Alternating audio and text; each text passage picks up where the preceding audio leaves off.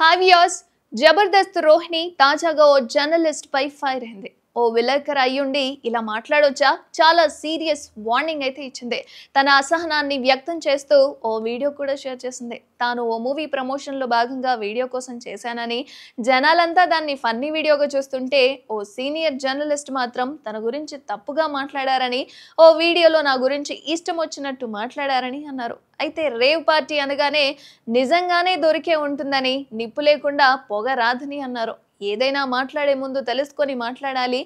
ఏమీ తెలియకుండా ఇష్టం వచ్చినట్టు ఎలా మాట్లాడతారు? పైగా ఆయన సీనియర్ జర్నలిస్ట్ అని చెప్తోంది. మరి ఆయన అలా ఎలా మాట్లాడతారు? నేను మందు కూడా తాగను, అందులో చూపించేవి అన్ని నిజం కాదు. అలాగే ఆయన నా పర్సనల్ లైఫ్ గురించి కూడా మాట్లాడాడు. నేను సర్జరీ చేయించుకోవడం వల్ల లావ్ అయ్యాను అని, అందుకే పెళ్లి కాక ఇలా ఉండిపోయానని అన్నాడు. లావుగా ఉంటే పెళ్లి కాదా? సీనియర్ కాబట్టి ఇంత మర్యాదగా మాట్లాడుతున్నాను.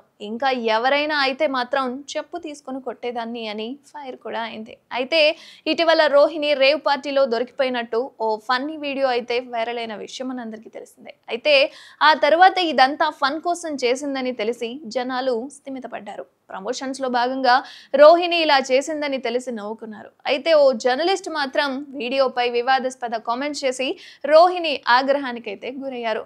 ఏది ఏమైనా తప్పొప్పుల గురించి తెలుసుకొని మాత్రమే ఏ విషయాన్ని గురించైనా మాట్లాడాలి అనేది ఖచ్చితంగా నిజం.